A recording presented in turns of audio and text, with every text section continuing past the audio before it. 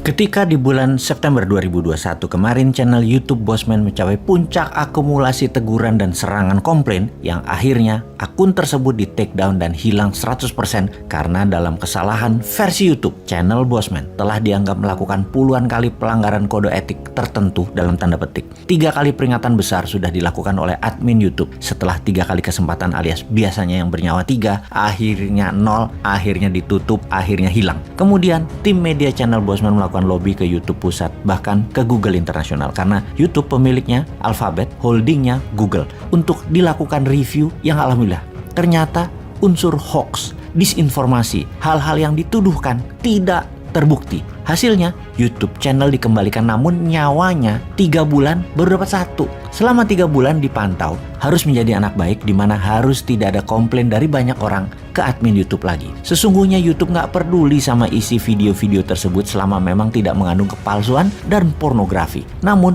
algoritmanya adalah bukan isi atau konten namun lebih dari banyak orang komplain ke admin. Dan karena memang saat ini negerinya adalah negeri buzzer, maka tugas buzzer bukan hanya mengcounter info dengan membunuh karakter orangnya, namun menyerbu ke admin sosmed dengan mengatakan hal yang bisa membuat channel yang ditarget tersebut di take down hingga tutup permanen. Selama 3 bulan, channel Bosman jadi anak baik dengan mengemas sesuai dengan maunya YouTube walau tetap nakal namun hilang banyak hal yang bersifat fakta yang bisa mempermalukan banyak pejabat-pejabat di Wakanda. Negeri Wakanda KW yang pejabatnya sangat elitis mikirinnya hanya dirinya dan kelompoknya ini mengatakan dirinya punya vibranium, sesuatu yang didominasi yaitu mineral serbaguna seperti di negeri Wakanda yang asli yang punya benar-benar vibranium. Di negeri Wakanda KW vibraniumnya hanya harapan, dikemas dalam bahasa narasi seakan benar-benar ada vibraniumnya, seakan-akan negaranya adalah sangat powerful, tidak bergantung pada negara lain. Ternyata faktanya dalam periode singkat hutang menumpuk tertinggi sepanjang sejarah. Sumber energi batu bara habis stoknya, BBM import dipakai bukan untuk yang produktif tetapi banyakan konsumtif, dan panik sekarang karena harga crude oil dunia terus naik. Sudah tipis cadangan dolarnya, harga minyaknya mahal lagi. Di channel Bosman yang sedang jadi anak baik dalam tanda petik, viewernya dibatasi. Efeknya biasanya viewernya per hari adalah 800 ribuan viewer, saat ini turun menjadi 300 ribuan viewer per harinya. Di mana selama masa probation tersebut, video-video Bosman tidak jalan alias tidak nongol di pop up di depan para subscriber. Itu semua dikurangi. Para subscriber harus mencari dulu baru bisa menonton video Bosman karena semuanya masih dalam masa percobaan.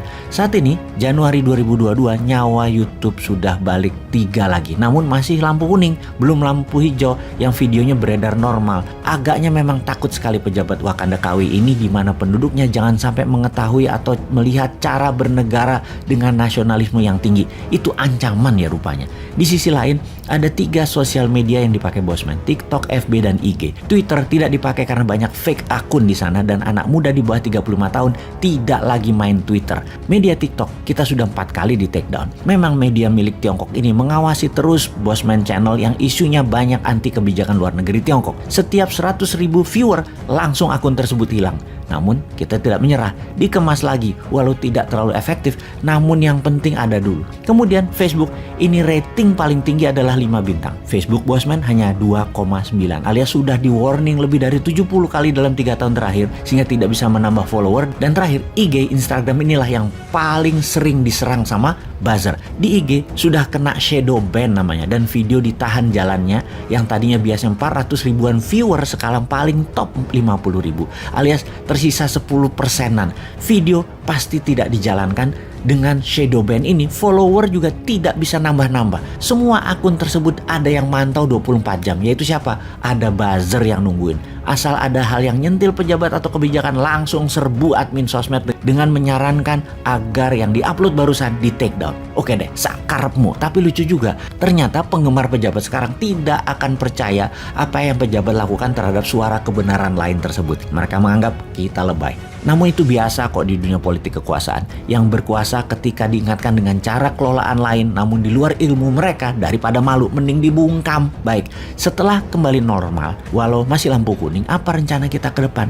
Kita akan ambil peluang untuk 2024. Siapapun pejabatnya nanti akan menerima konsep new mind. Itu pejabat yang akan kita dukung. Itu calon pejabat yang kita dukung. Konsep new mind itu simple kok. Bunga deposito 0%, printing money untuk create supply atau sisi produsennya UKM, mengendalikan Selat Malaka, dan dedolarisasi dan deyuanisasi ke arah rupiah berbasis gold. Pastinya MMT-nya New Mind akan membuat UKM nelayan yang berjumlah 30 juta manusia yang hidup dari dunia laut akan mendapatkan cold storage di mana-mana. Ada 500.000 kapal nelayan berbagai ukuran tanpa bunga disediakan. 50 juta manusia yang hidup dari pertanian akan dapat pupuk yang dibayar di masa panen 0%. Serta 50 juta manusia yang hidup dari sisi UKM produksi dan niaga akan dapat pinjaman 5 kali aset 0% bunganya, dan 3 juta PNS akan diberikan golden shake hand 200 kali dari gaji mereka. Semuanya akan melalui informasi ke depan yang akan kita gaspol lagi. Bahasanya akan menggunakan fakta sebenar-benarnya.